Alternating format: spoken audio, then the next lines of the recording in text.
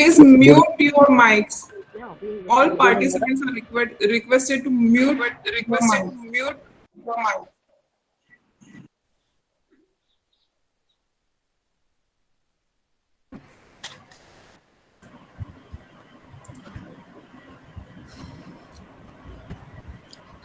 We are going to start this session.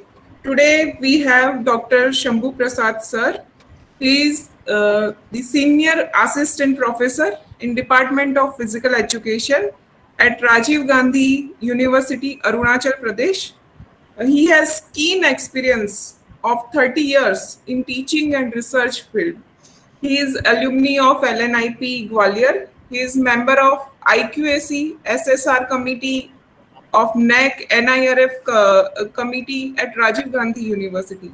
Nodal officer of disaster preparedness and Ek Bharat Shresth Bharat in MHRD at Rajiv Gandhi University. He is performing various duties in various committees as coordinator, deputy coordinator, superintendent of examination, supervisor, and co-guide and in research council also. He has performed his duty as the head of Department of Research and Advanced Studies in College of Physical Education in Bharati Vidyapit University, Pune. He has vast experience and expertise in research field as well. He has guided one PhD candidate, 9 MPhil, and 14 PG students in India and abroad also. Published his research papers in 16 international and 7 national journals and 2 national level book publications. He has done 2 funded research projects also. He has lifetime membership in Sports Engineering Association Rajasthan, Sports Psychology Association of India also, and so on. He has coached athletics teams of McGill University with 5 bronze medals and 2 silver medals. He has also expertise in organizing various tournaments, especially athletics tournaments, as the technical officer in 28th Asian Athletic Championship, Commonwealth Games also, Asian All-Star Athletic Meet, Asian Grand Prix Series, Railway Athletics Championships, and some more national and international tournaments. Today, he is going to take his session in subject of understanding biomechanics. I welcome you, sir, on behalf of UGC HRDC Gujarat University and all the participants of this refresher course, specially organized for physical education, as this is the very first online refresher course for physical education. Now, the whole stage is yours, sir. I welcome you once again. Thank you very Thank much. you. Thank you so much for your so nice introduction, but I don't deserve so. Uh, and first of all, I would like to thanks the organizing committee, HRDC, Gujarat University, Gujarat, for giving me this opportunity to interact with these learned faculties, teachers in the field of physical education and sports science. So with this, I would like to start my presentations. That is understanding of biomechanics. I hope I am audible. Yes, sir. Yes, yes. Fine. So let me present.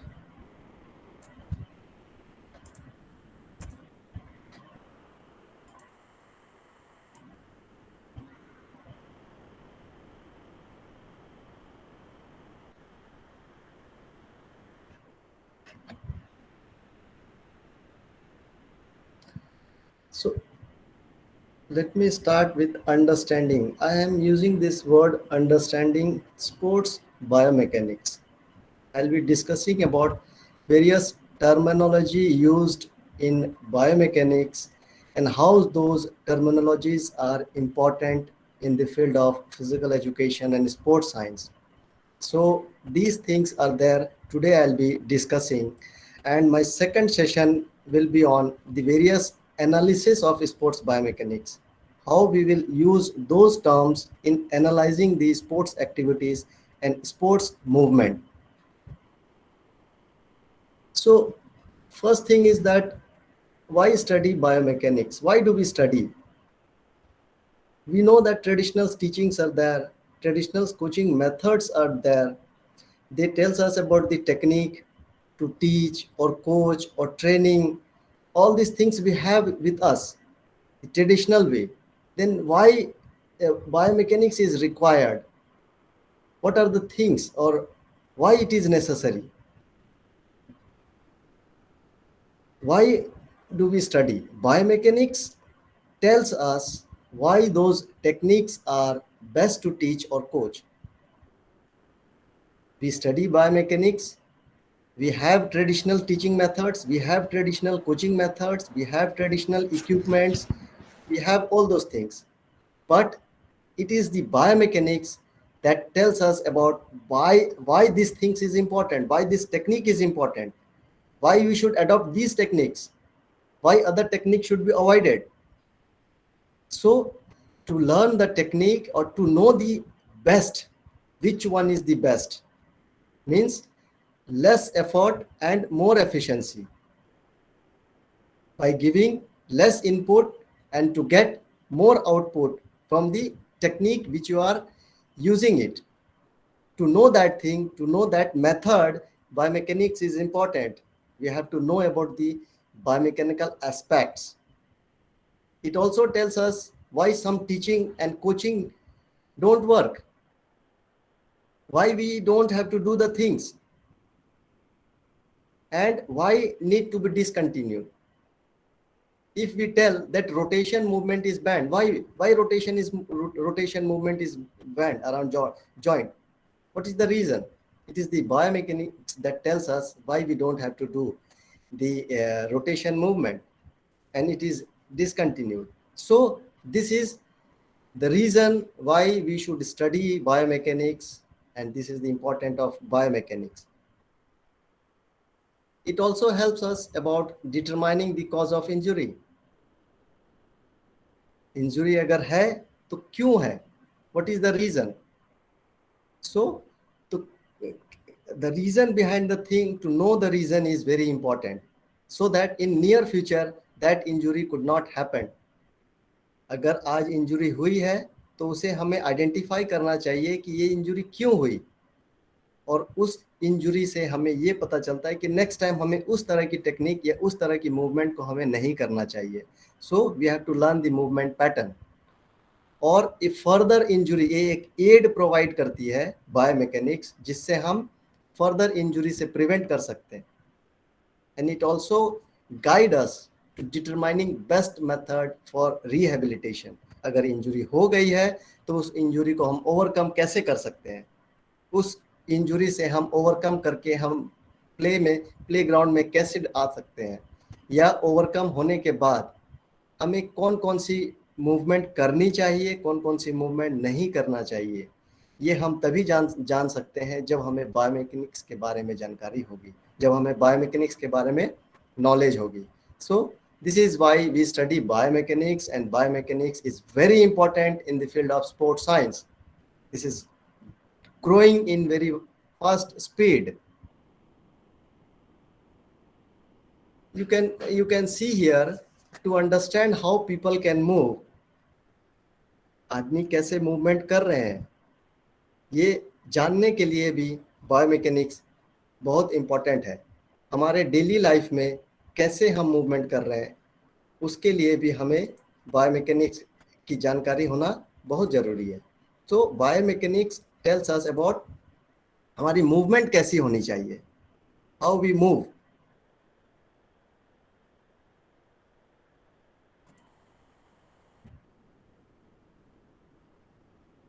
Is it visible? Yes, sir. It's visible. Yes, sir. Visible.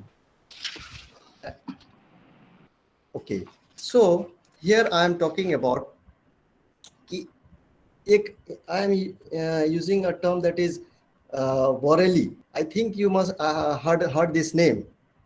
This Giovanni Alfonso Borelli. He is the He is also known as the father of biomechanics, or sometime we called it father of spinal biomechanics. He discussed about spinal biomechanics, how the spinal cord is important in daily movement, or when you go for any movement analysis, how spinal is very important.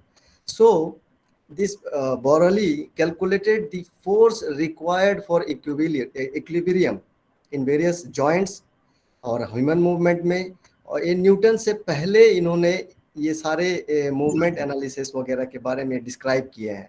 सो इसीलिए इसको हम लोग कहते हैं father of spinal biomechanics. then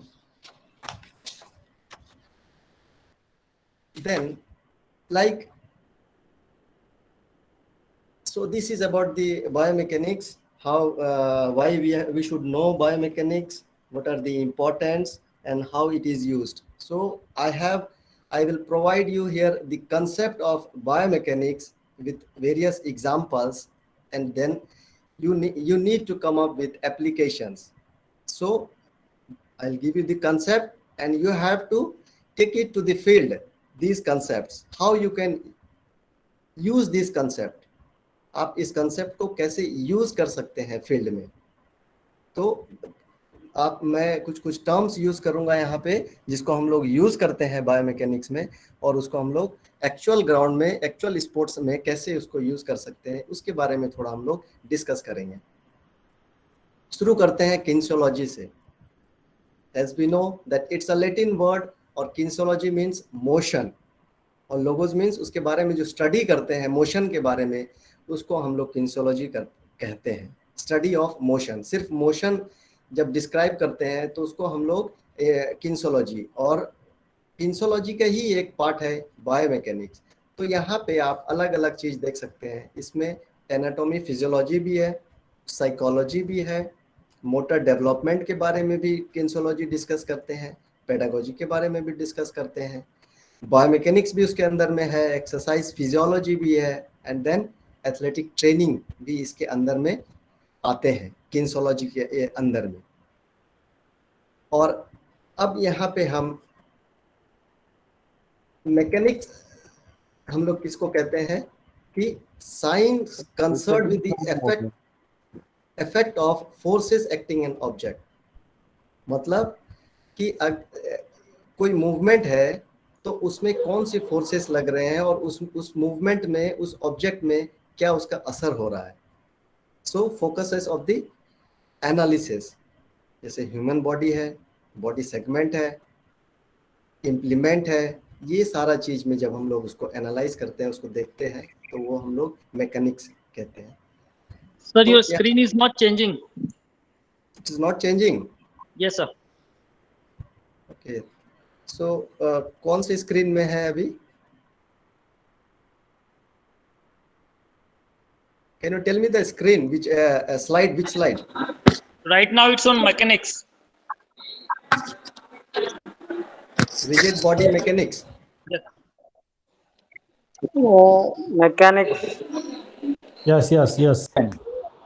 Rigid body mechanics. Slide number 10. Rigid body mechanics. Now it is moving.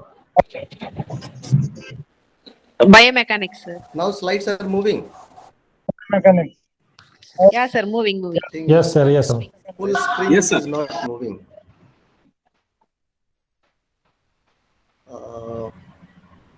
So this one you have seen like right side में sir है Yes, sir. नीचे का नहीं ऑप्शन है, नहीं, नीचे ये ऑप्शन फुल है. स्क्रीन में मूव नहीं हो रहा है ना. This is the problem.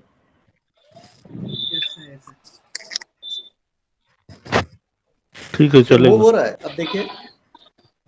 Yes sir move हो रहा है. आप सेकंड स्लाइड पे आ जाइए. किनेसियोलॉजी आ रहा है सर. यस सर, मूव हो रहा है सर. 3 डॉट है ना, उसको क्लिक करिए सर, फुल स्क्रीन कीजिए. फुल स्क्रीन ही है लेकिन यहाँ मूव नहीं हो रहा है ना उससे.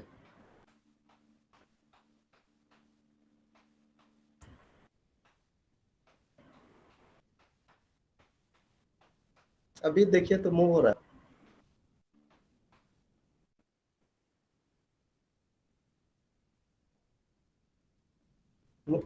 मूव हो रहा है, देखिए तो.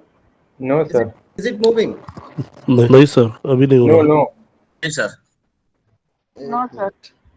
Just a minute. मैं दोबारा से Please, sir, start from first slide and go fast. okay, I'll do that.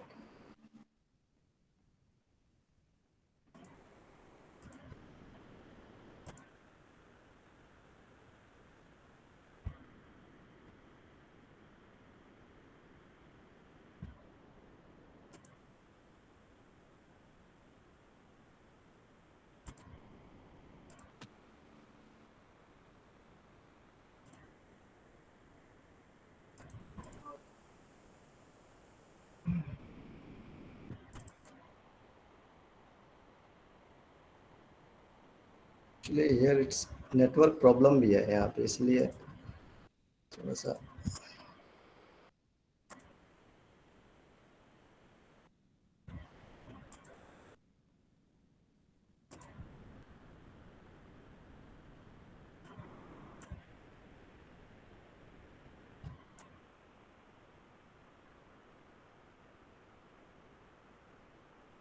अब मूव हो रहे हैं।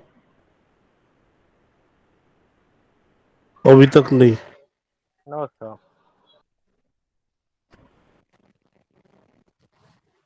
नहीं मूव फर्स्ट नहीं हो रहे। स्लाइड दिख रहा है अभी। Sir, first slide पे है।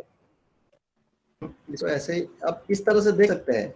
Okay, okay. हाँ। ये चीज बिल्कुल बिल्कुल Yes, sir. Move हुआ sir. नहीं, Move हुई sir. Yes, ऐसे आप sir करें, चलेगा sir, ऐसे ही।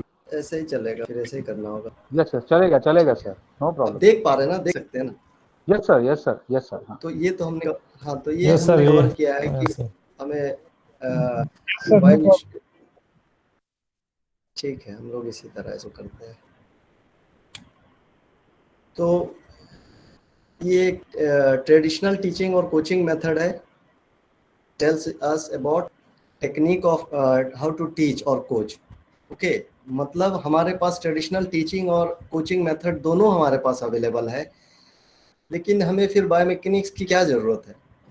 जब हमें मालूम है कि हमें इस तरह की ट्रेनिंग देना चाहिए या इस तरह की कोचिंग देनी चाहिए, so why biomechanics is required? What is the important of biomechanics? Biomechanics tells us why those techniques are best.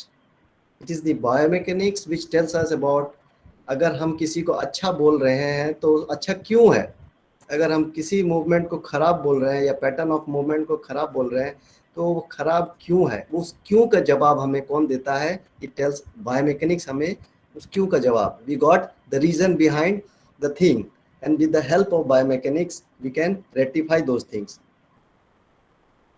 So it is the determining the cause of injury. If there is an injury, what is the reason behind it?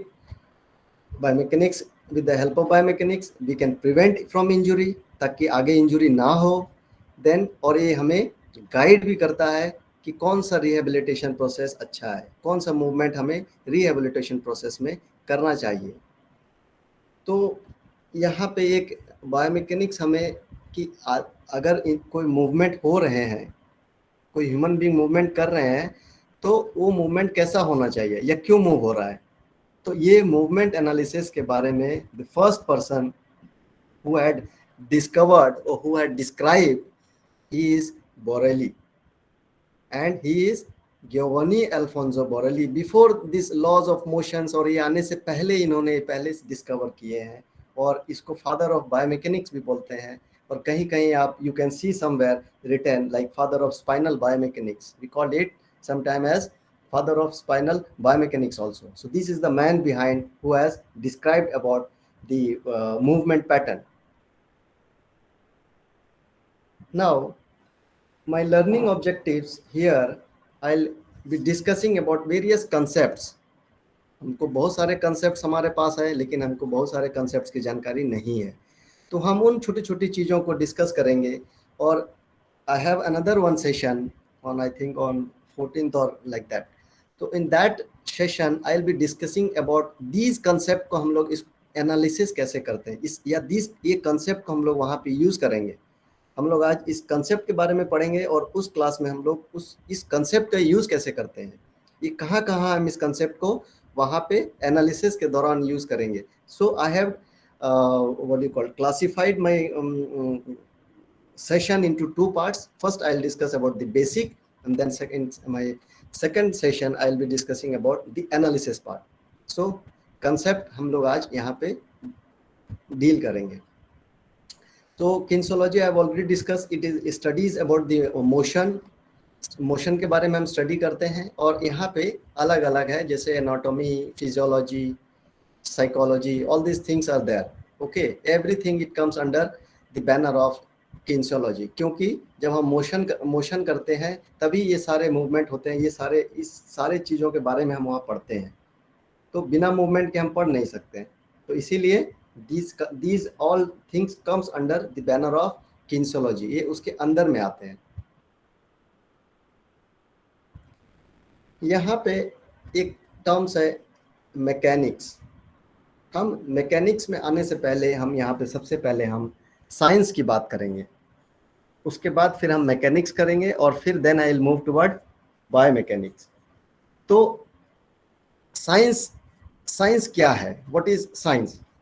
You can see, observe, आपके surrounding में, आपके आसपास आपके कुछ होते हैं. हम लोग अपने आसपास हो रही घटनाओं को देखते हैं और ऑब्जर्व करते हैं, और फिर हम लोग कुछ उस पर प्रयोग करते हैं, और फिर हम लोग क्या करते हैं, कुछ कंक्लूजन में आते हैं. And that conclusion what happen, it becomes a principle. ठीक है, what we do, we observe the things और activity happening around us, surrounding around अस.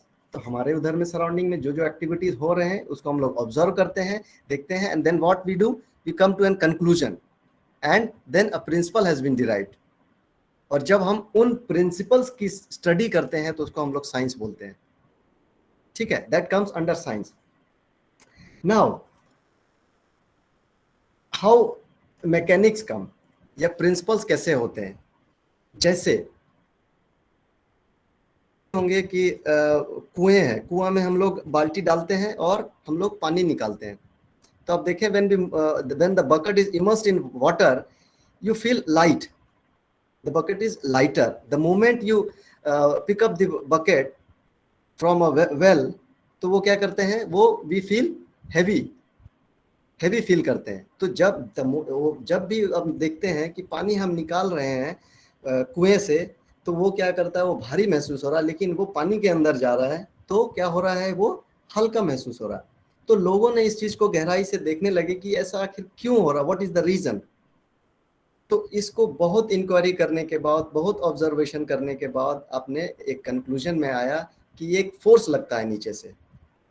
जब कोई भी हम मैटर या कोई ऑब्जेक्ट को हम पानी में डालते हैं तो पानी क्या करता है, नीचे से एक फोर्स लगाता है. तो वो फोर्स क्या करता है, उसको ऊपर की ओर धक्का देता है, पुश करता है ऊपर की ओर. तो वो फोर्स का आविष्कार किया, और उस फोर्स को बाद में लोगों ने क्या नाम दिया, उस फोर्स का नाम दिया है बायेंसी फोर्स. तो वो एक बायेंसी फोर्स का नाम दिया. तो इस तरह से क्या करता है, ये साइंस डिस्कवर करता है. This is known as the science. And और एक बायेंसी क्या हो गया, एक बायेंसी प्रिंसिपल हो गया. तो उसको हम लोग क्या नाम दिए हैं, that becomes a buoyancy principle. और मैकेनिक्स से पहले एक वर्ड आता है इंजीनियरिंग.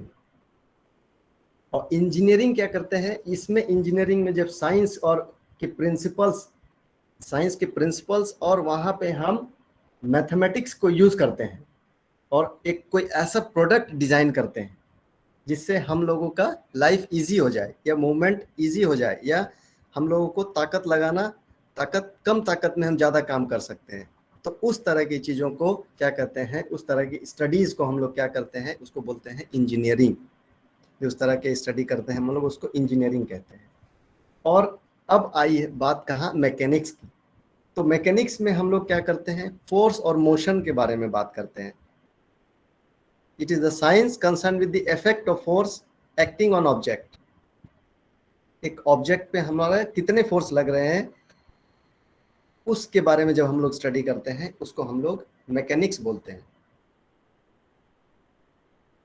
ठीक है, ये बायोमैकेनिक्स ह्यूमन बीइंग के ऊपर में जब हम लोग इस मैकेनिक्स को अप्लाई करते हैं, वो हो जाता है biomechanics. So I have already discussed biomechanics has been defined as the study of movement of living things using the science of mechanics.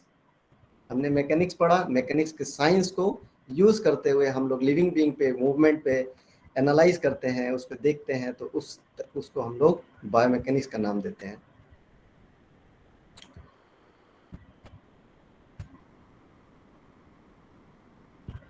ठीक है। नाउ यहाँ पे biomechanics based coaching, science based coaching, जब हम लोग coaching, when we give coaching, biomechanics is very important. Understanding of biomechanics is very important. So it is the competence of the coach to make informed decision or ability to know or understanding the basics cause for technical efficiency, technique efficiency or technical efficiency we can say. तो ये आपका, it is the competency of a coach, how he is observing the thing, how much understanding he or she have technique के बारे में। तो यहाँ पे हम लोग न्यूटन्स, जब हम लोग मोशन की बात करते हैं तो यहाँ जब मोशन है तो न्यूटन्स लॉज हैं, तो हम लोगों को न्यूटन्स लॉज के बारे में जानना बहुत जरूरी है जब हम मोशन को डिस्क्राइब करना है।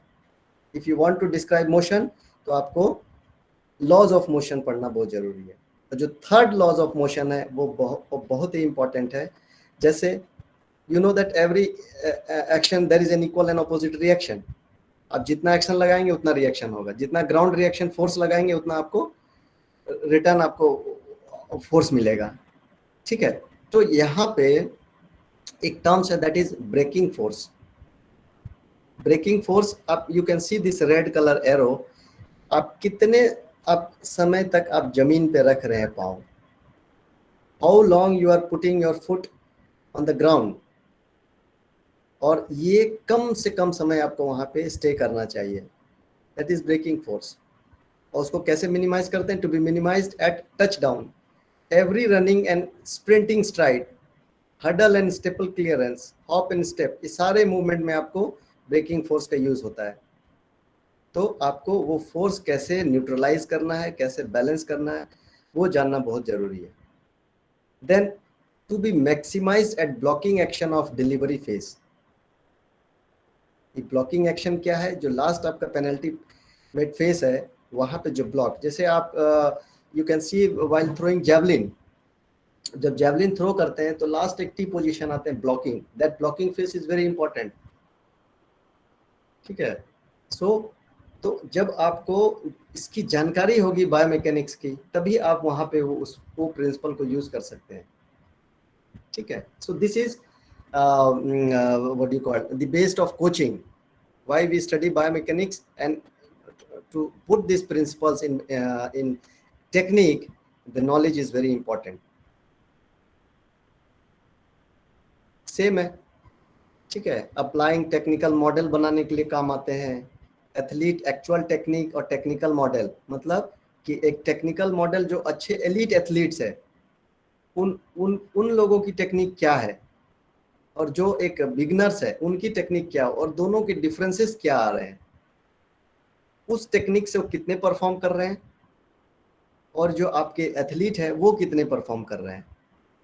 तो you have to use the comparison, और कंपेयर तभी करेंगे जब हमको साइंस के बारे में जानकारी हो, जब हमको बायोमैकेनिक्स की जानकारी होंगे तभी हम उसको कंपेयर कर सकते हैं कि where my athlete is lacking. If I am a coach and I am giving coaching to my athlete, so what kind of coaching shall I give, and what kind of coaching at the beginning I have to give, or during training, or after training. So it is the biomechanics where the thing make it easy. Then we can identify the technical mistakes and understand their causes. क्या कारण है? अगर वो jump नहीं कर पा रहे हैं या फिर वो उसकी परफॉर्मेंस इंक्रीज नहीं हो रही है, then what is the problem, the causes, उसको आइडेंटिफाई करना बहुत जरूरी है। हम ट्रेनिंग तो दे रहे हैं, वो कहते हैं कि practice makes a man perfect, but it is wrong. Correct practice makes a man perfect. आपको करेक्ट प्रैक्टिस कौन बताएगा? It is biomechanics who will tell you which one is correct. So this is the science. Now like to copy the technique of current champion, consider that world best athlete have. You see the best athlete, the world best athlete, they have different technique. Okay, some is using different technique and they are performing well, but some cannot do well. So you have to understand which one is good or bad, or how you tell the good from the bad. वो कौन बताएगा? वो आपको biomechanics will tell you the strengthness, weakness, fitness, flexibility, all these things. कितने आपके strength है, आपके weakness कहाँ पे है, आपके फिटनेस लेवल है या नहीं, या फिर फ्लेक्सिबिलिटी कितनी है, इलास्टिसिटी कितनी है आपकी बॉडी में, वो सारे कैलकुलेट करने के लिए यहाँ पे कौन हमको मदद करता है? ये हमको बायोमेकेनिक्स मदद करता है. It is with the help of biomechanics we can track all these things, we can identify all these things. Now area कहाँ ये हम लोग यूज कर सकते हैं? ये 3 तरह के से क्लासिफाई किए गए हैं. एक तो स्पोर्ट्स बायोमेकेनिक्स, जो स्पोर्ट्स पे इन्वॉल्व करते हैं हम लोग, बेसिकली पूरे स्पोर्ट्स परफॉर्मेंस में हम लोग इन स्पोर्ट्स इंजरी में इन्वॉल्व होते हैं. ठीक है, टेक्निकल एनालिसिस है, जिन्सोलॉजिकल एनालिसिस, सारे एनालिसिस जो हम लोग करते हैं, that comes under sports. Then occupational biomechanics है. Occupational biomechanics it is the another area where it is also very important. Like you do official work, you continue sitting, you have bad posture. What is the right position to sit? How much distance your screen should take place? तो ये सारे चीज क्या करते हैं? ये occupational biomechanics में, job वगैरह में जो वर्कर वगैरह रहते हैं, उन लोगों के बारे में जब हम लोग स्टडी करते हैं, वहाँ पे एनालिसिस करते हैं, तो वहाँ पे that comes under occupational. And clinical biomechanics, injury patient है, रिहेबिलिटेशन के लिए, रीस्टोर के लिए जब हम लोग यूज़ करते हैं, तो उस एरिया में हम लोग उसको बोलते हैं clinical biomechanics. So we have 3 areas, broader areas, that is sports biomechanics, दूसरा occupational biomechanics, and third is clinical biomechanics. तो ये 3 तरीके से हमने क्लासिफाई किया है इसको. तो ये हमने यहाँ पे 3 तरीके से क्लासिफाई किया है. अब नेक्स्ट हम लोग क्या करते हैं इसको, जैसे यूज कहाँ करते हैं. First thing is this, it is used to design sports equipments. हम लोग डिजाइन करने में यूज करते हैं. क्लोथिंग वेयर, स्विमिंग कॉस्ट्यूम्स है, अदर इक्विपमेंट्स है, साइकिलिंग कॉस्ट्यूम्स है. तो जो आपकी क्लोथिंग है, क्लोथिंग ऑल्सो जिम्नास्ट कॉस्ट्यूम्स है. सो कॉस्ट्यूम हम लोग इसलिए पहनते हैं ताकि हमें एयर रेजिस्टेंस से बच सके. ठीक है. सो उस इक्विपमेंट्स डेवलपमेंट में biomechanics is also very important.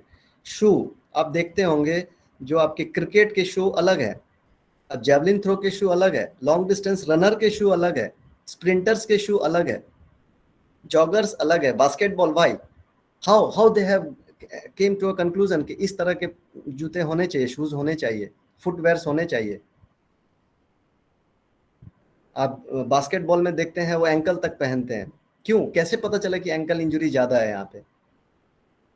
तो यहाँ पे हम लोग उस शू डेवलपमेंट में, वो फुटवेयर डेवलपमेंट में, यहाँ हम लोग इक्विपमेंट्स डेवलपमेंट में यूज करते हैं बायोमेकेनिक्स. इसीलिए बायोमेकेनिकल एस्पेक्ट से, बायोमेकेनिकल के प्रिंसिपल्स को यूज करते हुए हम लोग इस क्लोथिंग में, स्पोर्ट्स वेयर जितने भी हैं, या स्पोर्ट्स इक्विपमेंट्स है, या फील्ड फैसिलिटीज भी आप देखते होंगे, कोर्ट वगैरह डेवलप करते हैं. वहाँ भी कितने शौक आप देखते होंगे. ट्रैक बनते हैं, सिंथेटिक ट्रैक, वहाँ पे उनके नेल्स डायमेंशंस दिए हुए हैं. You can see spikes that they have specific measurement of nails.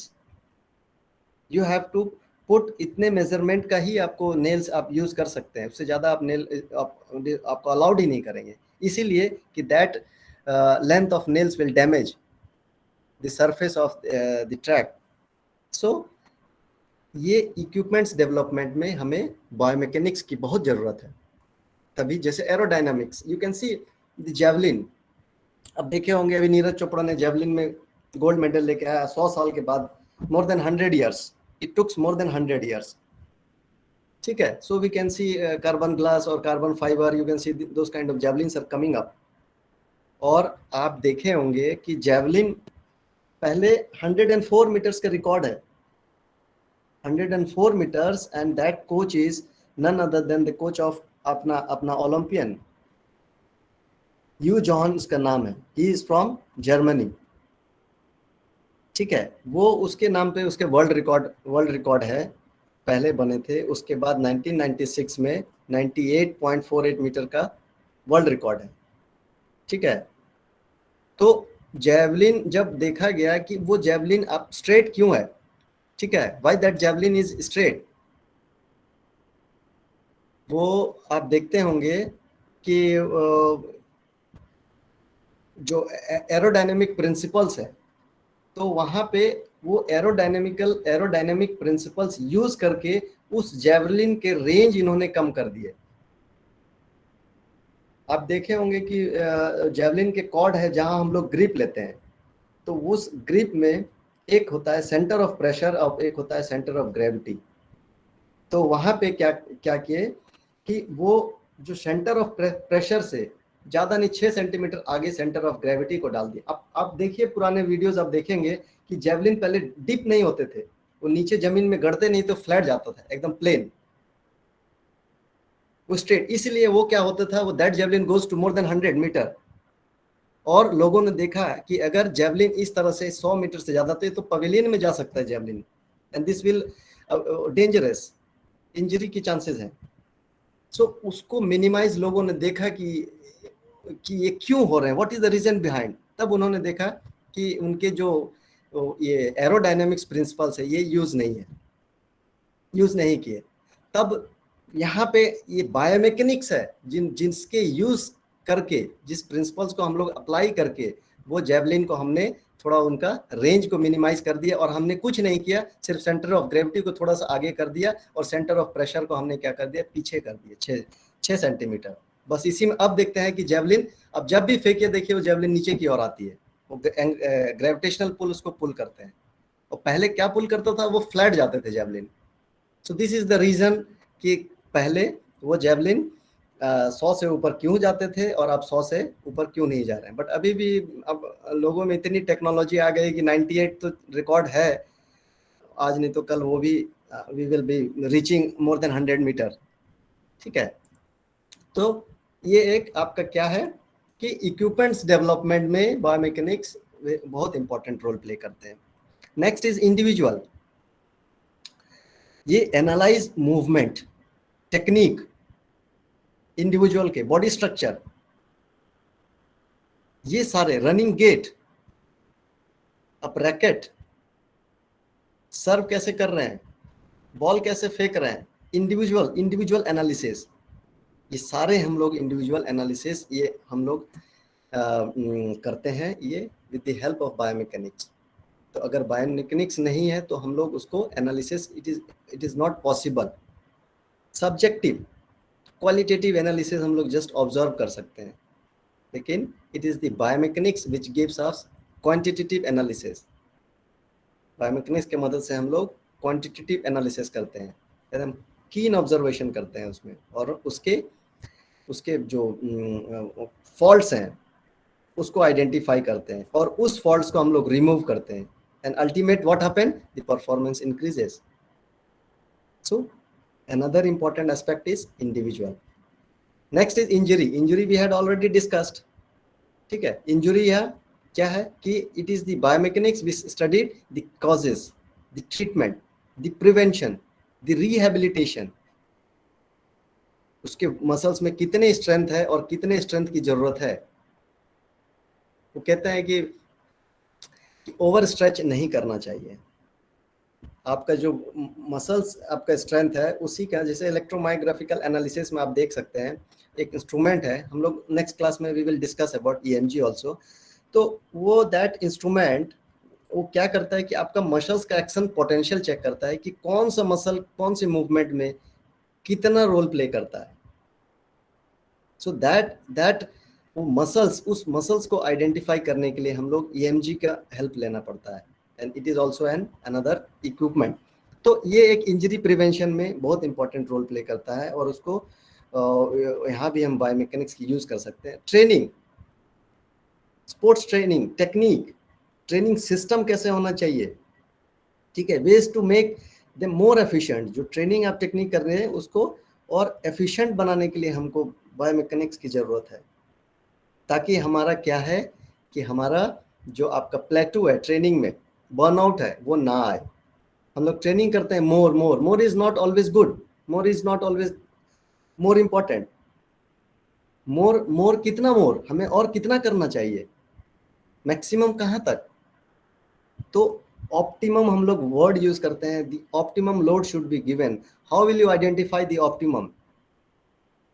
ये बायोमैकेनिक्स है जहां हमें ऑप्टिमम के बारे में जानकारी देती है कि which one is optimum.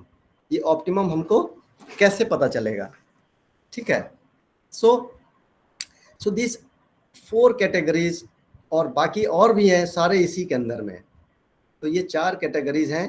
First is equipment, हम लोग इंडिविजुअल पे काम करते हैं, इंजरी पे काम करते हैं और ट्रेनिंग पे काम करते हैं। So these are the 4 classifications of और 4 uses of biomechanics in broader aspects। Same है, उसी की क्लासीफाई यहाँ पे किए हैं। टेक्निक इम्प्रूवमेंट, ठीक है, improve current technique, Fosbury flop कैसे इम्प्रूव करना है, स्केटिंग, स्कीइंग, जंपिंग,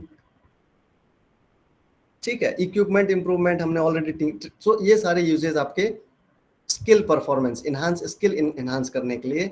अगर आपको स्किल इनहांस करना है तो आपको टेक्निक इम्प्रूवमेंट करना पड़ेगा, इक्विपमेंट्स के बारे में भी देखना होगा आपको, और ट्रेनिंग इम्प्रूवमेंट, ट्रेनिंग कैसे, कौन सी ट्रेनिंग हमको देना चाहिए। अगर performance is not increasing, so we have to look with this 3 aspects. ये 3 चीज पे हमको फोकस करना होगा, तभी हम परफॉर्मेंस को इंक्रीज कर सकते हैं। Injury prevention I have already discussed.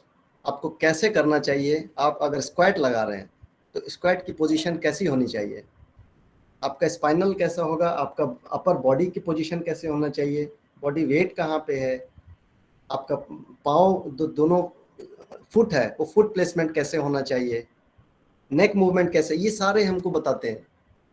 Injury prevention अगर आप ऐसा करोगे तो इंजरी होगी। अब देखते हैं ज्यादातर लोग की बैक पेन की शिकार है। Why? This is due to biomechanical aspects. Day to day life also biomechanics is very important. I'll start from the morning activity. अब आप झाड़ू लगाते हैं मॉर्निंग में, ग्रूमिंग करते हैं, तो पहले लोग क्या करते थे, पहले लोग बैठ के सिटिंग पोस्चर में जाके वो लोग झाड़ू लगाते थे। उन लोग पहले के लोग देखिए आप, उन लोग झुकते नहीं थे, लेकिन अब देखिए अब लोग खड़े खड़े झाड़ू लगा रहे हैं, तो उससे क्या होगा, आपका बैक मसल्स आपका वीक हो जाएंगे, ठीक है। और बैक मसल्स वीक होने के कारण आप क्या एक स्टेज में आके क्या करते हैं, आपकी बॉडी झुक जाती है और बैक पेन का आप शिकार हो जाते हैं। तो ये सारे biomechanical aspects injury prevention and rehabilitation के बारे में भी बताते हैं। हमें ऐसा मूवमेंट नहीं करना चाहिए जिससे हमारे बॉडी पे कोई नेगेटिव इफेक्ट पड़े, इंजरी होने के चांसेस हैं। यहाँ पे classifications. So I hope till here I have made it clear. Yes, sir. Yes, sir. Yes, sir. Yes, sir. Yes. Yes, sir. So now we are moving further. Yes, sir. यहाँ पे हम लोग we will classify. Yes, sir. इसको हम लोग किस तरह से क्लासिफाई कर सकते हैं बायोमैकेनिक्स को। As we are studying with sports, तो स्पोर्ट्स सारे क्या होते हैं, डायनामिक मूवमेंट्स ही होते हैं, स्टैटिक पे हम लोग नहीं जाएंगे, ठीक है। तो यहाँ पे 2 तरह के हैं, एक स्टैटिक है, अनदर इज डायनामिक। दोनों में काइनेटिक काइनेमेटिक्स है। और काइनेमेटिक्स हम लोग किसको बोलते हैं, मूवमेंट विद एक्सेलरेशन। यहाँ पे हम लोग सिर्फ मूवमेंट की स्टडी करते हैं, मोशन के बारे में सिर्फ स्टडी करते हैं, मोशन क्यों हो रहे हैं उसके बारे में हम यहाँ पे स्टडी नहीं करते हैं काइनेमेटिक्स में। और काइनेटिक्स में हम लोग क्या करते हैं, मोशन तो पढ़ रहे हैं लेकिन वो मोशन में फोर्सेस लग रहे हैं, वो मोशन हो क्यों रहे हैं, what is the reason behind, ये फोर्स कहाँ लगना चाहिए मोशन में आने के लिए। ठीक है, तो this is kinematic and kinetic. Kinematics with the constant velocity.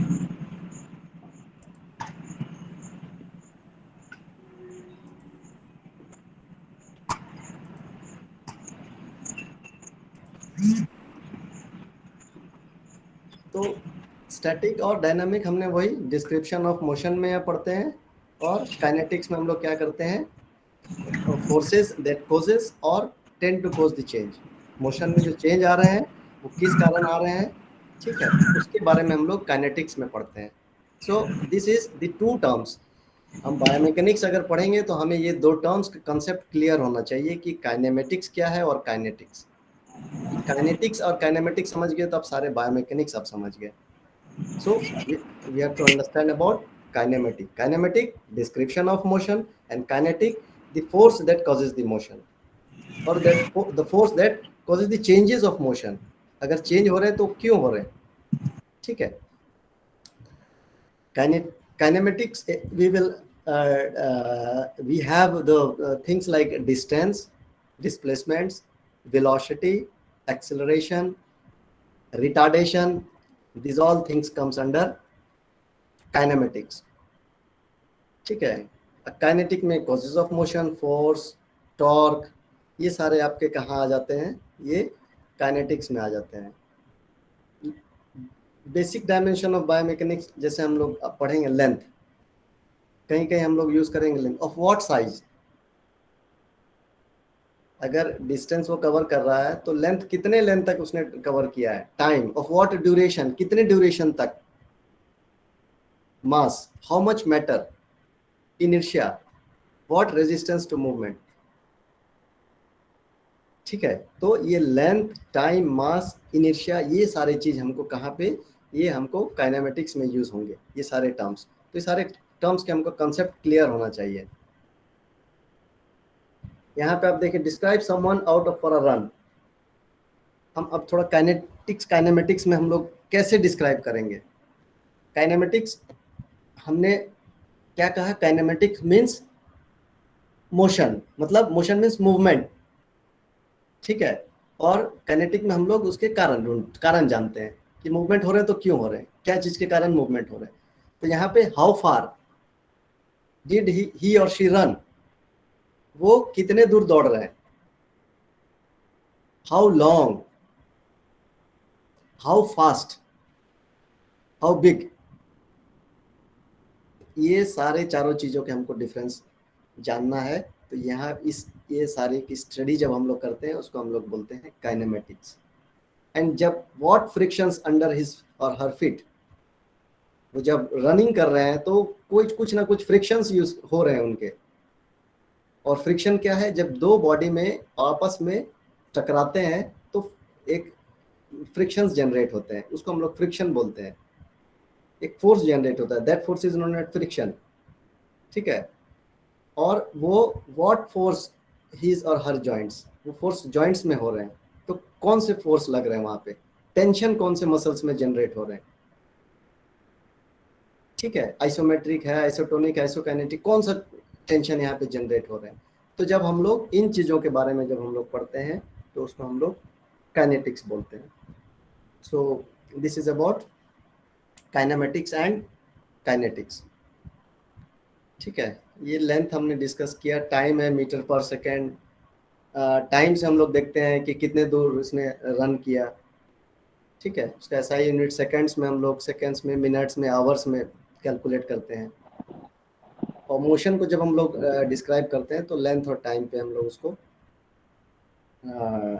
Describe करते हैं, दैट इज मोशन। इनर्शिया आप देख सकते हैं, inertia is the resistance to a change in state of motion या रिलक्टेंस टू चेंज। आप देखते हैं कि व्हेन कोई मूवमेंट मूव कर रहा है एक सामने की डायरेक्शन में, तो एक इनर्शिया ऐसा कि आप भी उस मूवमेंट की ओर चले जाते हैं, ठीक है, आप देखते हैं कि जब वो बस में फील किए होंगे, जब आप बस में खड़े हैं और वो बस आपका सामने की ओर जा रही है और सडनली द बस स्टॉप्स, आप क्या करते हैं, आप आगे की ओर आते हैं। क्यों? That is inertia. आपके बॉडी में वो इनर्शिया जनरेट हो जाता है और जब वो मूवमेंट रुक जाती है तो आप भी उस पोजीशन में ही कंटिन्यू होना चाह रहे हैं, आपका body. That is known as inertia, उसको हम लोग इनर्शिया बोलते हैं। मास या दो टर्म्स यूज होते हैं, एक मास है और एक वेट है। दोनों में एक डिफरेंस है। The matter inside the body, that is known as mass. The quantity of matter a body possesses, body के अंदर में जो मैटर है, जो सब्सटेंस है, जो चीजें हैं, उसको हम लोग मास बोलते हैं। और होल बॉडी को जो हम लोग मिला लेते हैं उसको हम लोग वेट बोलते हैं। ठीक है, तो ये कुछ टर्मिनोलॉजीज हैं, ये हम लोग स्पोर्ट्स, एक्सरसाइज, वर्क प्लेस हर जगह यूज करते हैं इनर्शिया और मास को। ठीक है, गो लिटिल अहेड।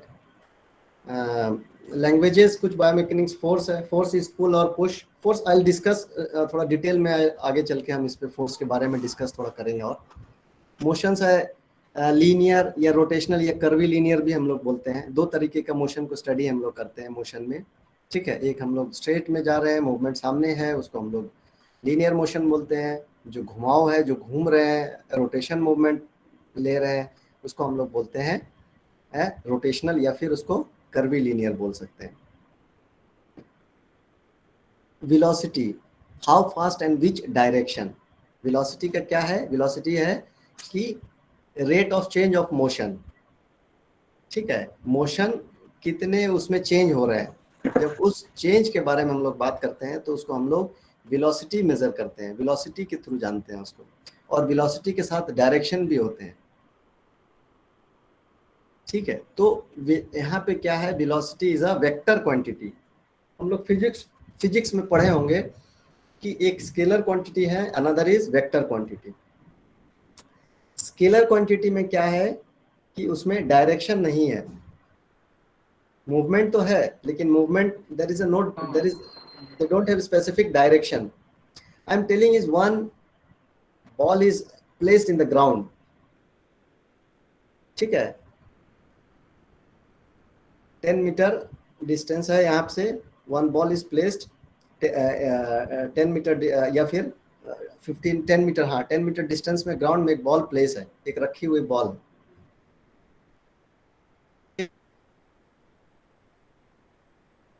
और इन द ग्राउंड, मतलब आप जिस पोजीशन में खड़े हैं उसके नॉर्थ डायरेक्शन में आप 10 मीटर आगे जाइए, वहां पे एक बॉल रखी हुई है। That means what, I am specifying the direction also. और फर्स्ट केस में हमने क्या किया, हमने कहा कि 10 मीटर आगे में बॉल रखी है, तो आगे किस साइड, नॉर्थ, ईस्ट, साउथ, किसी डायरेक्शन हमने नहीं दिया। But in second sentence I use the word that is in north side. In north side 10 meter, you go ahead toward the ground, you will find a ball. तो that kind of study इस हम लोग ज्यादातर vector quantity ही हम लोग यहाँ पे use करते हैं। That is known as velocity है। ठीक है, acceleration, rate of change of velocity. Velocity कितनी चेंज हो रहे हैं, जब उसके बारे में जानते हैं उसको हम लोग एक्सेलरेशन बोलते हैं। और जब वेलोसिटी डिक्रीज हो रहे हैं, कहाँ से डिक्रीज हो रहे हैं, उसको हम लोग बोलते हैं डिसेलरेशन। इन जनरल टर्म में हम लोग क्या बोलते हैं, जब एक पीक तक पहुंचते हैं उस पोजीशन को एक्सेलरेशन एक होता है। जब हम लोग स्पीड को मेजर करते हैं तो स्टार्टिंग टू टॉप फॉर्म, मतलब maximum speed, starting to maximum, that phase is known as acceleration. Then maintenance, और another phase is known as deceleration. You can see here, you can see here this diagram। ठीक है, ये seconds में नीचे वाले, और ये स्पीड इन मीटर्स। ठीक है, ये डिस्टेंस कितना कवर कर रहा है, the y axis and x axis. ठीक है, y एक्सेस देखिए, speed in metres, that is distance, and y axis में देखिए इधर x एक्सेस में यहाँ पे आपको time in seconds. You can see the timing. तो जीरो से ऊपर तक ये फेस जो है, this phase we called it acceleration. इस फेस को हम लोग क्या बोलते हैं? एक्सेलरेशन. और जो मैक्सिमम वेलोसिटी है, ठीक है, मैक्सिमम वेलोसिटी जहां तक, और या मेंटेनेंस फेस बोलते हैं, इसको हम लोग मेंटेनेंस फेस बोलते हैं या फिर मैक्सिमम वेलोसिटी भी बोलते हैं. और जहां से आपका स्पीड कम होने शुरू हो जाता है, that phase is known as deceleration. उसको हम लोग डिसेलरेशन बोलते हैं. आप जब आप स्पीड को एनालिसिस करते होंगे, जब स्प्रिंटर्स के बारे में आप एनालिसिस करेंगे, you will go for biomechanical analysis, you will find that these kind of questions you have to reply. How many seconds is the sprinter accelerating? What is the sprinter's velocity after 2 seconds? What is the sprinter's velocity after 6 seconds? After how many seconds does the sprinter start decelerating? तो इस तरह की चीज़ों को हम लोगों को, इस तरह के टर्मिनोलॉजीज की जानकारी हमको होना चाहिए, क्योंकि आप जब एडवांस स्टडीज़ वगैरह करेंगे तो आपको ये टर्म्स वहाँ यूज़ करना है. Velocity, acceleration, time change, rate of movement, rate of acceleration, maximum velocity, this kind of words are used over there. तो वो उसकी बेसिक कंसेप्ट की जानकारी हमको होना चाहिए. मोमेंटम जब हम लोग करते हैं तो क्वांटिटी ऑफ मोशन, मतलब वेट और वेलोसिटी, वो दोनों, ठीक है, क्योंकि एंगुलर में हम लोग मूवमेंट ऑफ इनर्शिया और रोटेशन वेलोसिटी, और वहाँ पे हम लोग लीनियर वेलोसिटी का यूज करते थे हम लोग सिंपल एंगुलर सिंपल मोमेंटम में, ठीक है. तो दिस इज अबाउट, एक हम लोग वर्ड यूज करते हैं torque. This is very important. Torque एक ट्विस्टिंग फोर्स है, ठीक है, कि कोई चीज को आप मूव कर रहे हैं एक एक्सिस से, ठीक है, एक एक्सिस से आप जब मूव करते हैं और फोर्स आप लगा रहे हैं, that force is known as torque. घुमाने के लिए जो फोर्स आप किसी चीज को लगा रहे हैं, दैट एक फोर्स वहां पे लग रहा है और उस फोर्स का नाम दिया गया है torque. Torque is a force that cause rotation around an axis और सेंट्रल पॉइंट. एक सेंट्रल पॉइंट है और वहां पे वो रोटेशन हो रहा है. Force is simply a push or pull and it changes the motion of a body segment. Racket, यहाँ रैकेट हम यूज क्यों किए हैं? कि अब रैकेट गेम्स में ज्यादा इस टॉर्क का यूज करते हैं हम लोग, ठीक है. Motion is created and modified by the action of forces. तो फोर्सेस कहाँ से आ रहे हैं? वो मसल से आ रहे हैं.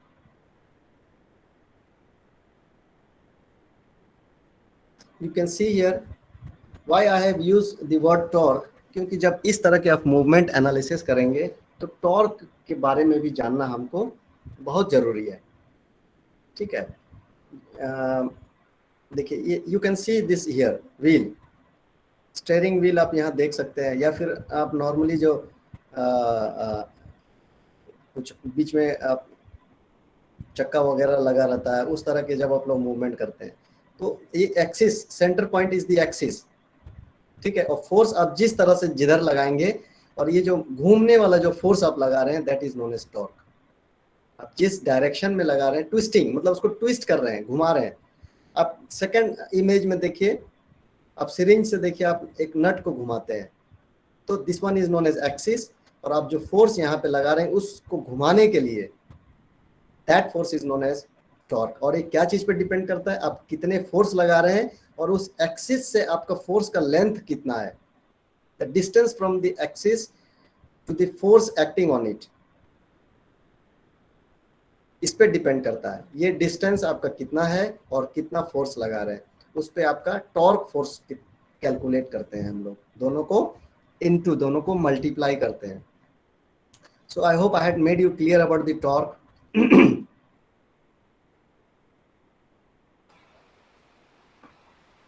Now, when you go for understanding biomechanics, or when you go for analysis of biomechanics, you will find these 9 principles.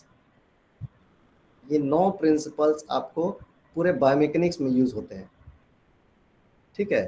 Force motion एक होते हैं, कोऑर्डिनेशन कॉन्टिनम, ठीक है। फोर्स टाइम वगैरह, टाइमिंग, मैग्नीट्यूड, डायरेक्शन, एप्लीकेशन, ये सारा चीज। रेंज ऑफ मोशन इस कितने होते हैं, balance, spin, what is stability, what is spin, spin के प्रिंसिपल्स क्या है, टॉप स्पिन, ऑफ स्पिन, ये सारे। देन प्रोजेक्टाइल या प्रोजेक्शन। देन सेगमेंटल स्टडीज, कौन सा बॉडी सेगमेंट से कहाँ से फोर्स लगाना है, कहाँ से ट्विस्ट करना है, कौन सा part of your body you have to exert force, ठीक है। Another is inertia. तो ये 9 प्रिंसिपल्स आपको कंसेप्ट होना चाहिए क्लियर, तब आप जाके बायोमैकेनिक्स का एनालिसिस वगैरह डिटेल में आप कर सकते हैं। उसी का डिटेल हमने यहाँ पे थोड़ा क्लासिफाई किया है इसको, कि इनर्शिया उसको कैसे कहाँ यूज कर सकते हैं, ठीक है। Then laws of motion, model for analysis.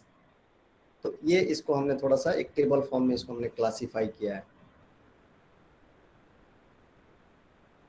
ठीक है। तो यहाँ पे other things are there like balance, torque, centre of gravity के बारे में, प्रिंसिपल स्पिन हमने already discuss, Bernoulli principles is there, मतलब कि एक लिक्विड में अगर फोर्स, मैक्सिमम फोर्स लगाया जा रहा तो the force exerted by the liquid will be minimum, वो कम हो जाता है, ठीक है। एक लिक्विड कोई भी है, एक फोर्स अगर उसमें लगाया जा रहा है ज़्यादा फोर्स, तो वो फोर्स क्या करता है, और उस लिक्विड से जो उसमें एक्सर्ट किया जा रहा फोर्स है वो कम हो जाता है। तो हाई प्रेशर में लगाने से और लिक्विड का प्रेशर क्या हो जाता है, लो हो जाता है, दैट बिकम्स लेस। वो उस प्रिंसिपल्स को एक बर्नौली, एक साइंटिस्ट है, उन्होंने डिस्कवर्ड किया है, उसको नाम दिया है Bernoulli principle. Magnus effect, you know, कभी भी कोई ऑब्जेक्ट बॉल वगैरह में स्फेरिकल या सर्कुलर आप फेंकते हैं तो उसमें क्या है कि एयर रेजिस्टेंस पास होते हैं, ठीक है। Air resistance air against the gravity. तो जब एयर रेजिस्टेंस में जाते हैं तो वहाँ पे 2 फोर्स इफेक्ट होते हैं, एक तो ड्रैग है और दूसरा है lift. I don't have the picture right now. तो उसमें जो ड्रैग फोर्स है, ड्रैग फोर्स उसके डायरेक्शन में जाते हैं, जिस डायरेक्शन में आप फोर्स अप्लाई कर रहे हैं उस डायरेक्शन में वो फोर्स लगते हैं, वो ड्रैग फोर्स है। और नीचे से एक फोर्स लगते हैं, that is known as lift, जो उसको रोटेट कर रहा है। ये दोनों मिला के क्या करते हैं, उसको हम लोग बोलते हैं Magnus effect. Impulse is force multiplied by time, मतलब कितने देर तक आप फोर्स लगा हुआ है किसी ऑब्जेक्ट में या किसी बॉडी में, उसको हम लोग क्या करते हैं, उसको हम लोग बोलते हैं impulse, the time of the force, ठीक है। Actually it's the sum of net force और the force that influences acceleration multiplied by time over a phase of interest, ठीक है। सो impulse is what, मतलब if force is applied and how long the force has been applied, उसको हम लोग बोलते हैं impulse। impulse का हम लोग यहाँ रिलेशन देखते हैं, टाइम कितना देर तक और कितने देर तक फोर्स। अगर आप उसका टाइम को आप घटा देते हैं या बढ़ा देते हैं तो उसका फोर्स कितना, उसका इम्पैक्ट कितना उसमें लगेगा, वो आप यहाँ पे as per your requirement you can adjust, आप उसको एडजस्ट कर सकते हैं। अब देखते होंगे बॉल वगैरह में, which method would you prefer to use when catching a ball, a large force over a short period of time और a smaller force over a long period of time, ठीक है। तो आप यहाँ पे आपको देखना है कि आप किस तरीके का आप यहाँ पे इम्पल्स आप यूज करना चाह रहे हैं, ठीक है। अगर आपका फोर्स ज़्यादा फोर्स है, कम समय के लिए लगाना है, या ज़्यादा फोर्स है उसको ज़्यादा समय के लिए, ये आपको एडजस्ट करना है। ये move ahead, you can see here एक थोड़ा सा डिक्रीजिंग मोमेंटम। आप क्या करते हैं, उसके टाइम बढ़ा देते हैं, ठीक है। जो आपका एब्जॉर्ब है, जो इम्पैक्ट है, वो रिबाउंड ना हो। तो आप क्या करते हैं, बॉल जब भी हाथ में आती है, बॉल को क्या करते हैं, आप हाथ को पीछे की ओर मूवमेंट करते हैं, यू ब्रिंग बैक। तो उसको पीछे क्यों ले जाते हैं? आप उसके मोमेंटम, उसके टाइमिंग को आप डिक्रीज करते हैं, उसके इम्पैक्ट को आप कम करते हैं, ठीक है। That is decreasing the momentum. तो बॉल का मोमेंटम है, आप उसको डिक्रीज कर रहे हैं, कम कर रहे हैं। The cricket ball is hit toward a fielder. The fielder wishes to stop the ball and takes momentum back to zero. इसको मोमेंटम का क्या करते हैं? तो जीरो में ले आते हैं।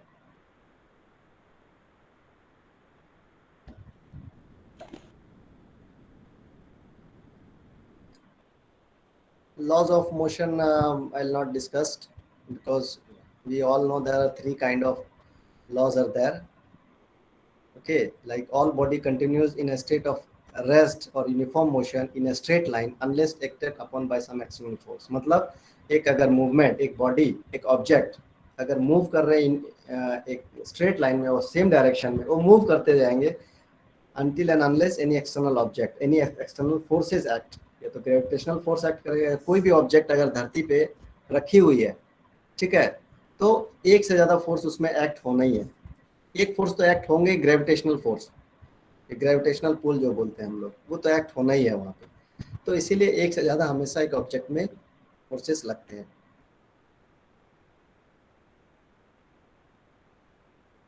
ये सब कुछ एग्जांपल्स आप देख सकते हैं पिक्चर में, जहाँ हम लोग एक्शन रिएक्शन का यूज़ करते हैं ब्लॉक स्टार्ट में, लैंडिंग में, टेक ऑफ में, रनिंग वगैरह में। इस तरह के में हम लोग लॉज ऑफ रिएक्शन का हम लोग यूज़ करते हैं। Centre of mass, these terms are very important. Center of mass is the point where a body can be balanced in a uniform gravitational field. Point where most of the mass is concentrated. एक body में एक ऐसा जगह है, एक जगह जहाँ पे बैलेंस्ड हो सकते हैं, उस पॉइंट हम लोग बोलते हैं सेंटर ऑफ मास। जो अपने बॉडी में डिस्ट्रीब्यूटेड आपका वेट है, वो एक जगह कंसंट्रेट, कोई एक पॉइंट है जहाँ पे वो इक्वली डिस्ट्रीब्यूट हो रहे हैं, उस पॉइंट को हम लोग क्या बोलते हैं? Centre of mass. And centre of gravity is a single point on an object where all the weight is assumed to be located.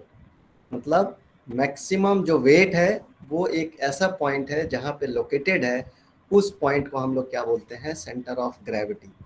Centre of mass में जहाँ से इक्वली डिस्ट्रीब्यूटेड है, वहाँ उसको हम लोग सेंटर ऑफ मास बोलते हैं, और जहाँ पे मैक्सिमम डिस्ट्रीब्यूशन है उसको हम लोग सेंटर ऑफ ग्रेविटी बोलते हैं। सो this is the difference between centre of mass and centre of gravity. यहाँ पे हम लोग centre of gravity, this is very important, एक आपके बॉडी के अंदर यूज हो रहे हैं और एक आपके देख सकते हैं बॉडी के बाहर।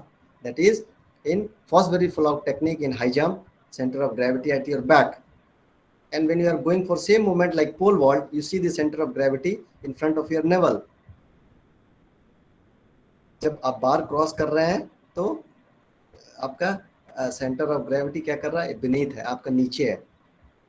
बॉडी का पोजीशन चाहे फॉरवर्ड हो चाहे बैक हो, वो आपके नीचे सेंटर ऑफ ग्रेविटी है। An imaginary point through which the force of gravity acts, जहां से आपको बॉडी नीचे की ओर खींच रहा है, जो पॉइंट, उस पॉइंट को हम लोग क्या बोलते हैं? Centre of gravity. और वो वहां से जब नीचे की ओर हम लोग एक ग्रेविटी के वहां से जो लाइन पास करेंगे उसको हम लोग बोलते हैं लाइन ऑफ ग्रेविटी।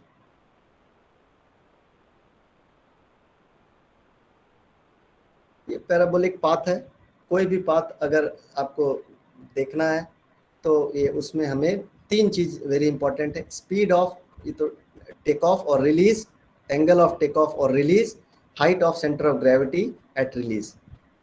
तो हाइट इज वेरी इंपॉर्टेंट, किस हाइट से आप रिलीज कर रहे हैं, height of release. Then another is angle of release, किस एंगल में आप रिलीज कर रहे हैं, और स्पीड, कितने स्पीड से आप रिलीज कर रहे हैं।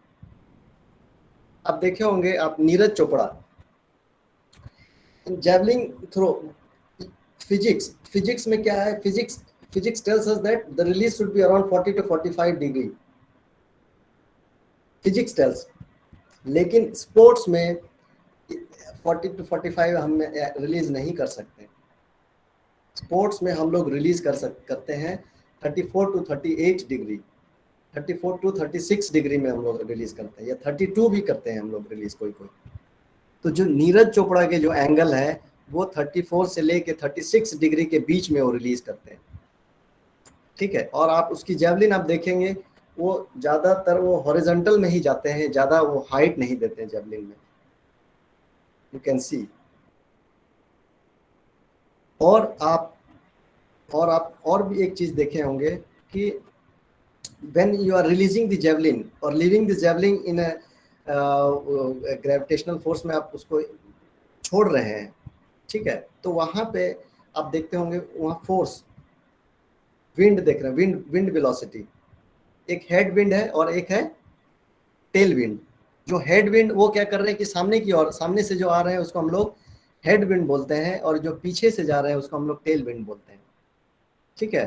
तो जब वो जेवलिन भी इतने एरोडायनामिक से बने गए हैं with the help of biomechanics, you will find the different types of javelin.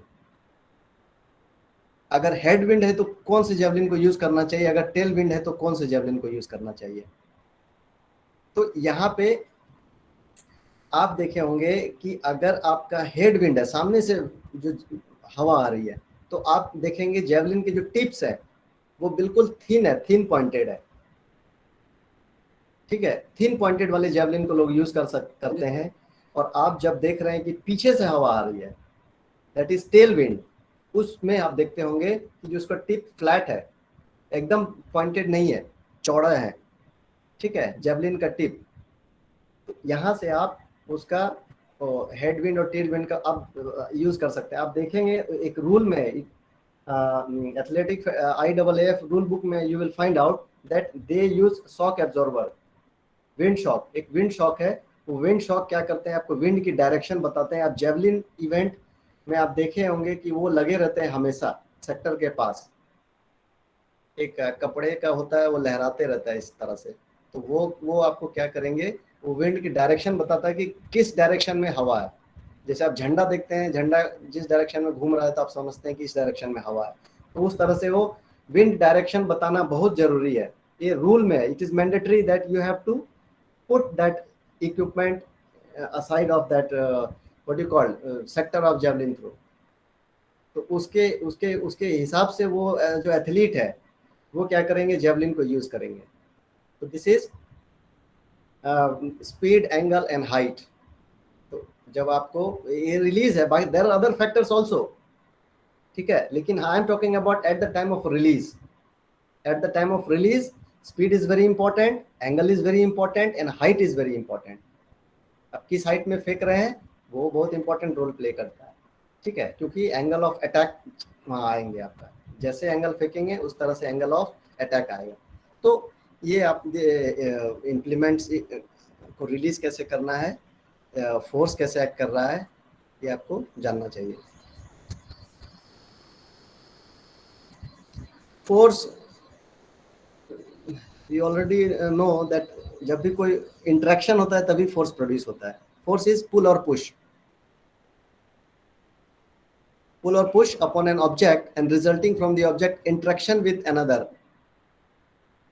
एक ऑब्जेक्ट दूसरे ऑब्जेक्ट पे आप पुश या पुल कर रहे हैं तभी फोर्स यूज कर सकते हैं। आप हवा में फोर्स को नहीं यूज कर सकते, हाथ को धक्का दे, किसी दूसरे एक ऑब्जेक्ट होना चाहिए फोर्स को फील करने के लिए।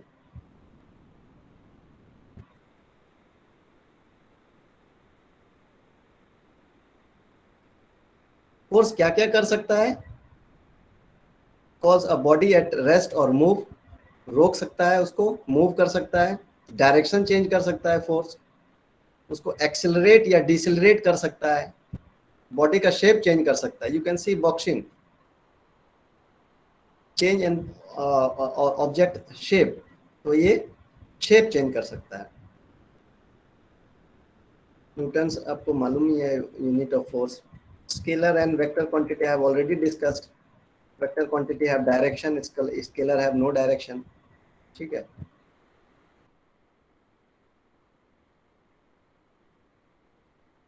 There are basically there are two types of force. One is internal and external, ठीक है। In sports we study internal force, that is inside the body. And inside the body, who will produce force? Your biological matter, that is organ, bones, tendon, ligament, cartilage, tissues.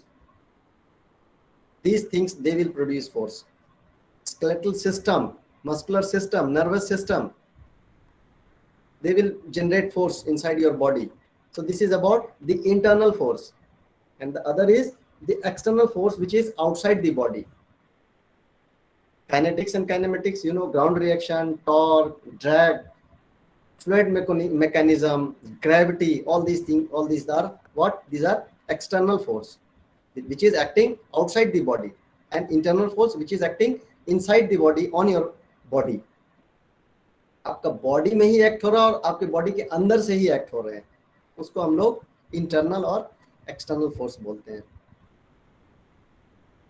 Other उसमें contact force, non contact,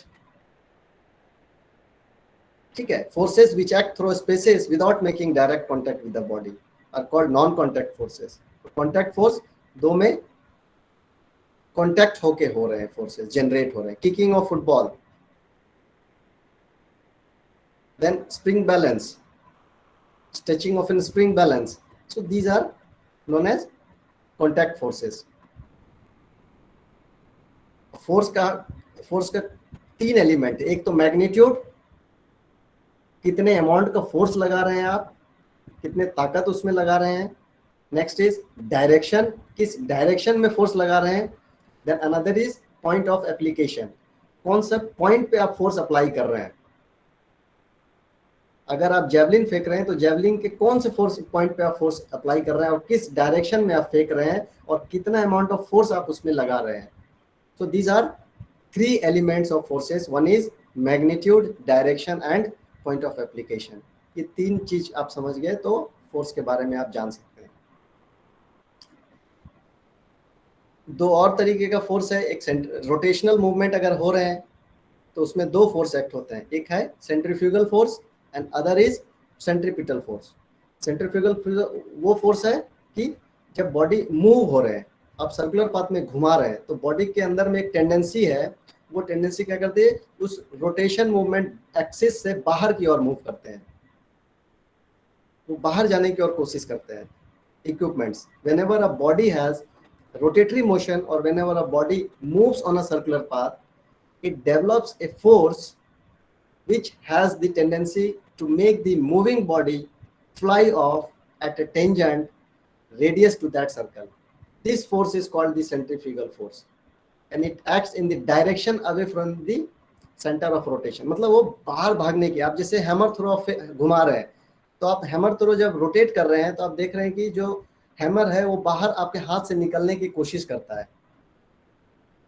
that is centrifugal. लेकिन उसको आप जो balance कर रहे हैं, उसको balance करने के लिए जो एक्स्ट्रा फोर्स लगा रहे हैं, काउंटर बैलेंस करने के लिए, उसको हम लोग बोलते हैं centripetal force. That force is known as centripetal. That is centrifugal and centripetal. When a body has rotatory motion or whenever a body moves on a circular path, a force is required to be developed to keep the body moving on its movement path. And this force is called the centripetal force. So this is the difference between centrifugal and centripetal. Centrifugal वो rotation के बाहर और जाने की कोशिश करता है और सेंट्रीपिटल क्या करते हैं, उसको रोकने के लिए जो एक्स्ट्रा हम एक फोर्स डेवलप करते हैं, उस फोर्स को हम लोग क्या बोलते हैं, दैट इज सेंट्रीपिटल फोर्स.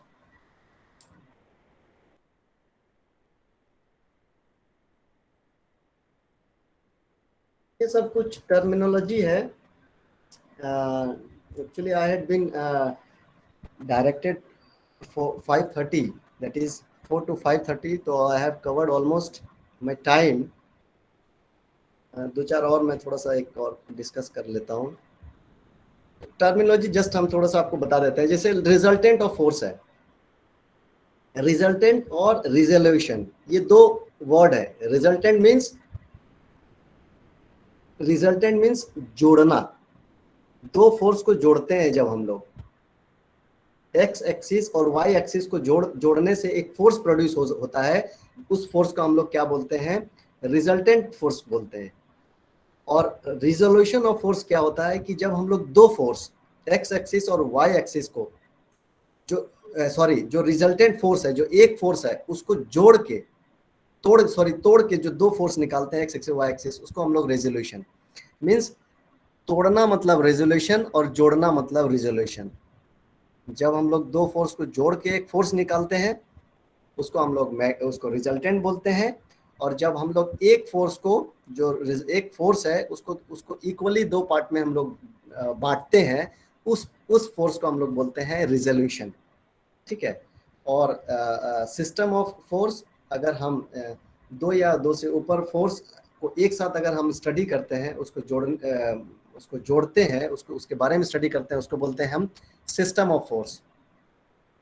ठीक है, उसको हम लोग that is known as system of force. Then moment of force, moment is generated by lateral force and it is not rotating or a bending tendency of a body under the effect of applied force। इसका एक मैं picture अभी आगे चल के show करूंगा, you understand. Torque और movement of force में यही डिफरेंस है कि टॉर्क रोटेशन होता है और मूवमेंट में रोटेशन नहीं, वो बेंड होता है। मूवमेंट टॉर्क में क्या करते हैं हम लोग, एक एक्सिस में जाके वो घूमता है, फोर्स लगा रहे हैं तो वो रोटेट कर रहा है।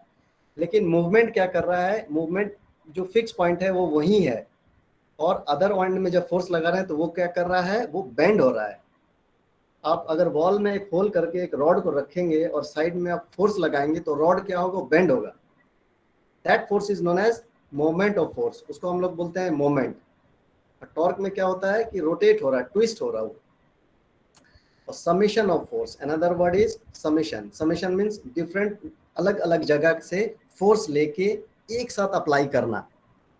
जैसे आप शॉर्ट पुट फेंक रहे हैं, when you are releasing the shot put, what you do, you generate force from your foot, thigh, quadricep, arms, shoulder, ये सारा फोर्स आप एक साथ लेके क्या करते हैं, आप शॉर्ट में लगा के फेंक देते हैं। तो ये जो समेशन मतलब सबको सम अप करके एक फोर्स जनरेट करके जो दे रहे हैं, that force is known as summation of force. इसको हम लोग समेशन ऑफ फोर्स बोलते हैं।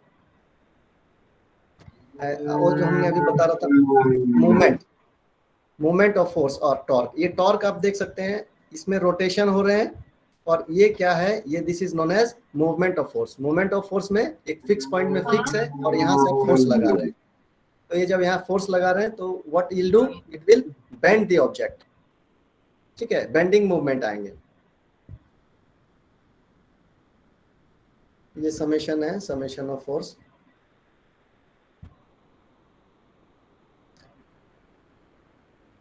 सिस्टम ऑफ फोर्स हमने बोला, more than one force are acting in a body simultaneously, एक साथ। The combination of all the forces is system of force.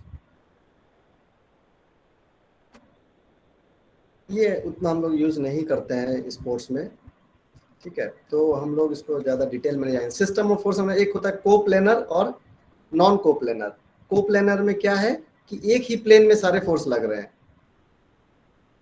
The force acting in a one plane only, एक ही plane में सारे force लग रहे हैं, उसको हम लोग कोप्लेनर बोलते हैं। और जहां पे फोर्स लग रहे हैं बट अलग अलग प्लेन में लग रहे हैं, plane and axis you might have studied, so उसमें हम लोग एक्सेस और प्लेन यहाँ पे यूज होते हैं। तो प्लेन, एक प्लेन में सारे फोर्स, जितने भी फोर्स लग रहे हैं वो एक ही प्लेन में लग रहे हैं, दैट इज कोप्लेनर। और अलग अलग प्लेन में लग रहे हैं, उसको हम लोग बोलते हैं non coplanar. Resultant and already I have discussed. I'll stop here only. Okay, these are some interesting books, आप पढ़ सकते हैं इसको बायोमैकेनिक्स के।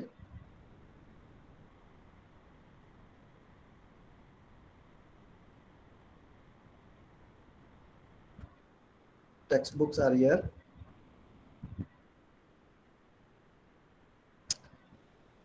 Thank you. You have any questions?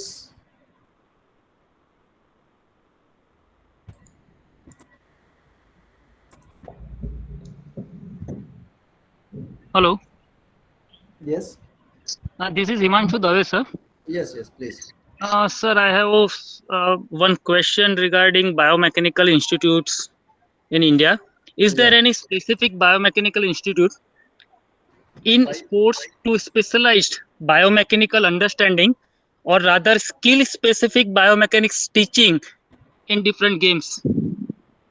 You have sports, what do you call, biomechanics. Now sports science is coming up. Okay, so Ministry of Youth Affairs and Sports, they have what do you call, allotted different universities. Around 7 universities they have given fund. They have given funding also to run the courses like sports psychology, sports biomechanics, and sports physiology. So, like in our university also, newly we have what do you call, started sports sciences courses. But actually, we don't have the what do you call, equipments. Equipments are coming, tender and everything has gone. So very soon we are going to have the sophisticated equipments like EMG, force platform, pedograph, and all these things, 3D analysis, sensors, Because yeah. So my main reason to ask this question is that we, the physical education teachers, or rather the coaches of different games, Yes. we have the history and the principles and other things of biomechanics in theory only, but we don't have any practical base or practical knowledge how to apply the biomechanics in different games and sports. That's why we are lacking at elite level. Yes. But nowadays you see high performance analysts are also there. Okay, I know one person who is Sajid Joseph.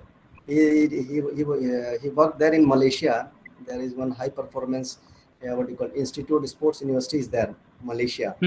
So many Indians are working over there, and he came back from Malaysia, and he joined in Sai, and there he joined as a high performance what do you call, expert, and he is looking after biomechanics. We have equipments. You can go Chennai, one institute is there. Right. Physical institute, what do you call, sports university or some state university. There you can find many equipments are there. In LNIP Gwalior also there are a lot of equipment. You can find EMG over there, 3D analysis are there. Then what do you call, foot analysis. Okay, force plates, sensors, jackets, all these things are there. If you have, you can spare some time, you can visit the lab of the LNIP Gwalior. Okay. I do surely, but the thing is that, sir, when the player is a novice or at the national level player are there, at that time the coach is having a good knowledge of biomechanics. Yeah. Then they give good skill acquisition to the player. What I think. Definitely, you are correct.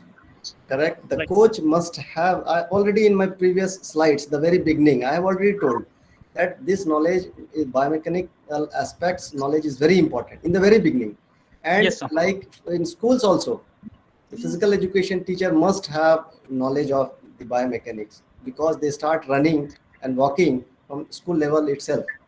So if you acquire the wrong movement, okay, if you acquire the wrong movement, then it becomes your habit, and in later age you cannot rectify those movements.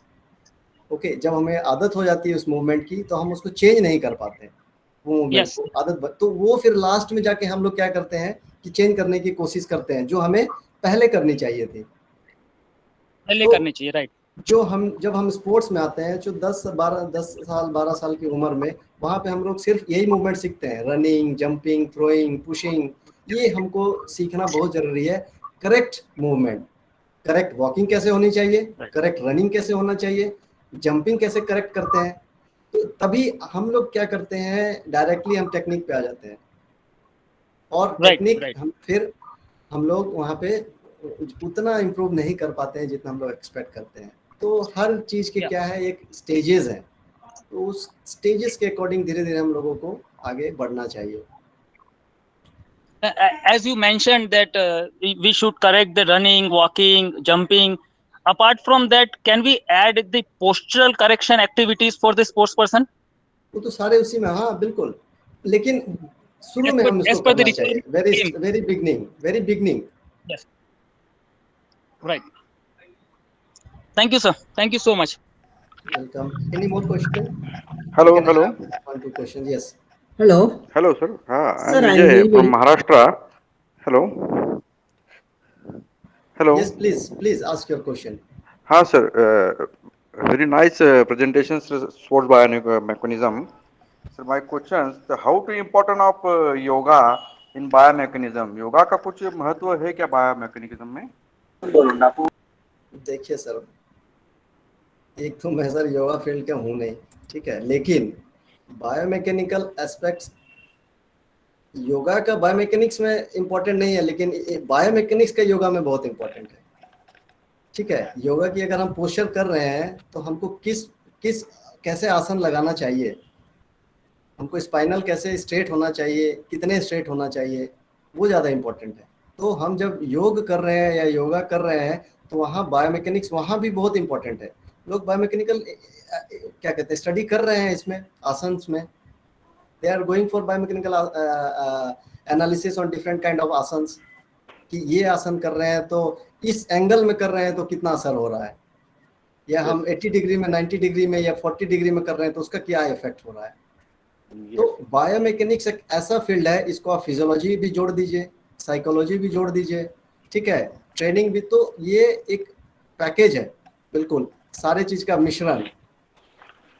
तो biomechanics is very important in the field of sports science. Yes, जो आपने अभी जो बताया, centre of mass और centre of gravity के बारे में जो बताया जी, उसका भी इम्पोर्टेंस बहुत है बायोमेकेनिज्म में। जी जी जी जी, yes yes, thank you sir. Sir, I am very, sir. Yes, please. Sir, I have a doubt.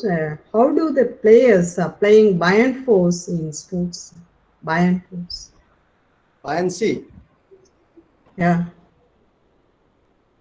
Swimming में हम लोग यूज करते हैं जो फोर्स, वो लोग जो means while swimming there are different techniques, you see strokes are there, 4 strokes are there, okay, in swimming. And when while उसमें हम लोग एथलेटिक्स में ऑन योर मार्क्स बोलते हैं, वहाँ पे वो लोग टेक योर मार्क बोलते हैं। तो वहाँ से जब वो जाते हैं, यू सी वो ज़्यादा कोशिश करते हैं कि ज़्यादातर वो पानी में रहे। आप देखेंगे अंदर अंदर वो कम से कम 10-20 मीटर तक चले जाते हैं, उससे ऊपर ही चले जाते हैं, एलीट एथलीट्स है। तो वो उस तरह से वो बायंस फोर्स का वो लोग फोर्स को मिनिमाइज करते हैं कि ज़्यादा समय तक वो अंदर रहे, जिससे वो मैक्सिमम डिस्टेंस कवर करे। अगर वो ऊपर आ जाते हैं तो बायंस फोर्स का वहाँ पे इफेक्ट होता है। Okay, thank you. Got my point? Yeah, yes, sir. Yes, sir. Thank you, sir. Okay, if there are no more questions, then I would like to